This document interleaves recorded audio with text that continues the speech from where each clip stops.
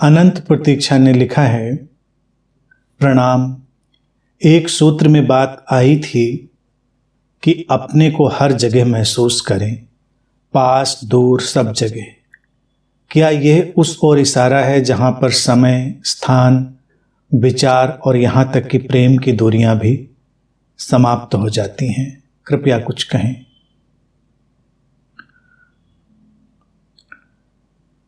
हर कहीं परिव्याप्त होना, विज्ञान भैरव तंत्र ने ये बात कही, सुदूर समीप हर जगह अपने को परिव्याप्त महसूस करें। हमारे पास दूरियां जो हैं वो कई तरह की हैं। मूलतः हम जिसे जानते हैं स्थान की दूरी, स्थान से हम निकटता और दूरी अनुभव करते हैं। समय की दूरी, समय में हम आगे पीछे हो सकते हैं, वो दूरी है। और इसमें फिर जुड़ती है, अगर मान लो हम स्थान में भी पास हैं, समय में भी पास हैं, तो विचार की दूरी। विचार, हमारे विचार हमको जगत से दूर करते हैं, एक दूसरे से दूर करते हैं। अगर विचारों का तारतम्य हो, विचारों की लय हो, विचारों का सामंजस्य और उनका साहचर्य एक साथ हो, तो संभव है कि हम जब एक दूसरे के साथ हों तब भी निकटता अनुभव करें, और ये भी संभव है कि हम इस जगत के साथ भी एक निकटता अनुभव करें, अगर हमारे बीच में विचार का पर्दा, जो थॉट स्क्रीन है, वो ना आए। तो विचार भी दूरी को पैदा करने का एक बहुत बड़ा कारण है। कभी कभी तो ये भी आश्चर्यजनक ढंग से होता है कि हम एक साथ आमने सामने हो सकते हैं, तो हम एक ही समय में हुए, स्थान में भी, लेकिन हमारे विचारों में कोई तारतम्य नहीं है, हमारे विचारों में कोई समता, एकता, संतुलन नहीं है, तो हम बहुत दूर हो सकते हैं। विचारों से निकटता हो तो काफ़ी हद तक निकटता हो सकती है। तो एक ये दूरी का बहुत बड़ा फैक्टर है। लेकिन फिर जो बात लिखी है प्रेम, प्रेम की घटना जो है वो अपने आप में अलग और अद्भुत है। प्रेम की दूरी नहीं होती है कोई, प्रेम में दूरी मिटती है। अगर प्रेम हमारा एक विचार है, जो कि बहुत बार होता है, और बहुत संभव है कि हम अपने प्रेम को एक विचार की तरह ही देख रहे हो, बहुत बार ऐसा संभव है, बल्कि ज्यादातर बार।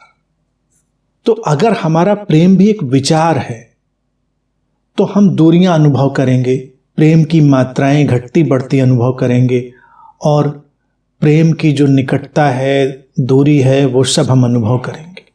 लेकिन प्रेम विचार नहीं है, प्रेम संबंध भी नहीं है, क्योंकि संबंध भी दूरी पैदा करेगा। संबंध में तो संबंधित होंगे या नहीं होंगे, होंगे तो हमको निकटता लगेगी, नहीं होंगे तो हमको दूरी लगेगी। प्रेम एक आंतरिक अवस्था है, एक समझ है, संवेदनशीलता का एक स्तर है।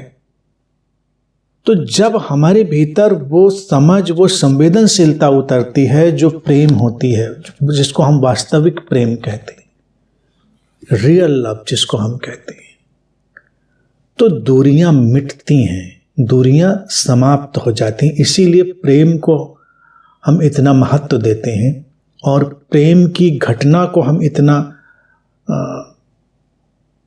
महिमा के साथ देखते हैं। लेकिन सचमुच में वो रियल लव हो, real love makes you real, तुमको वास्तविक बना देता है। अब वो तुमको संबंधों से हटा देता है, यानी कि संबंध हो सकते हैं उसमें, संबंधों की मनाही नहीं है, लेकिन वो अवस्था है। अब यही प्रेम की अवस्था अगर हम जगत के साथ अनुभव करेंगे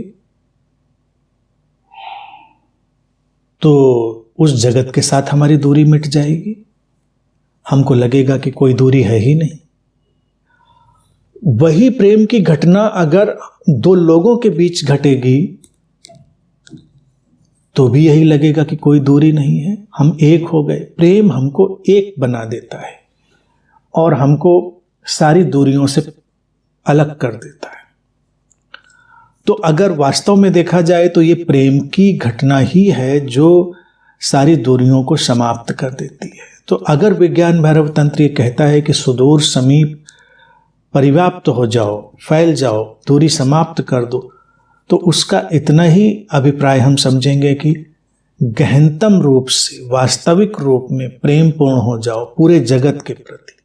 प्रति शब्द की समस्या है, भाषा की सीमा है, क्योंकि प्रति, अप्रति आएगा तो प्रति नहीं भी हो सकता है, मैंने कि टुवर्ड्स एनीथिंग एनीबॉडी।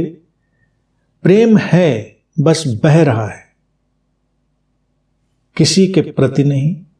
जो बीच में आ जाएगा लगेगा उसके प्रति है। जैसे थोड़ा सा नज़दीक का उदाहरण हम इसको देख सकते हैं कि आसमान में सूरज की रोशनी जो आ रही है, उसके बीच में जो कुछ आ जाए वो प्रकाशित हो जाएगा, आलोकित हो जाएगा, लेकिन वो रोशनी उसके प्रति नहीं है। इसीलिए ये संभव हुआ कि जब लोग बहुत गहनतम संवेदनशीलता और प्रेम से भरे, तो स्थान और समय की दूरियां भी उनके लिए मिट गई। कितनी भी हम स्थान की दूरी पर हों, हम एक साथ लयबद्ध हो सकते हैं। समय की दूरी कितनी भी हो, समय का फासला कितना भी हो, व्यक्ति अपनी संवेदनशीलता के कारण उस प्रेम के तरंग को, प्रेम के जो तारतम्यता है उसको अनुभव कर सकता है।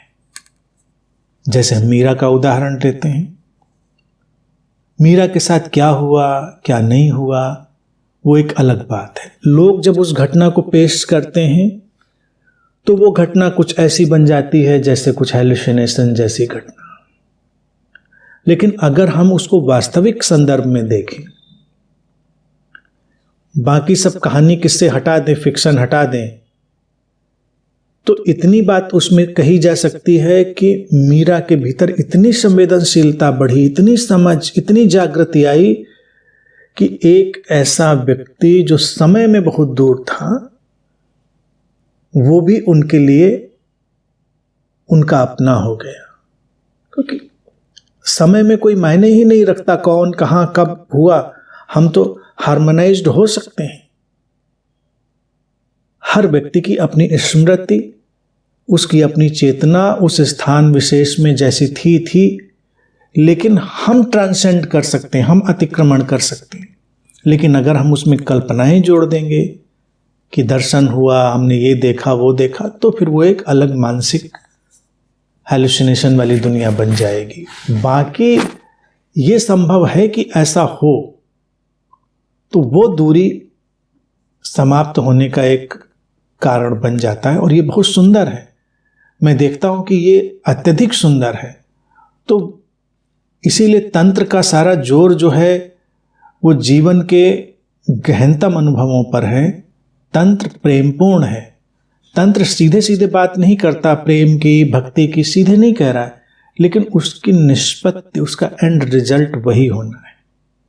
तो ये इस तरह से इसको हम देख सकते हैं।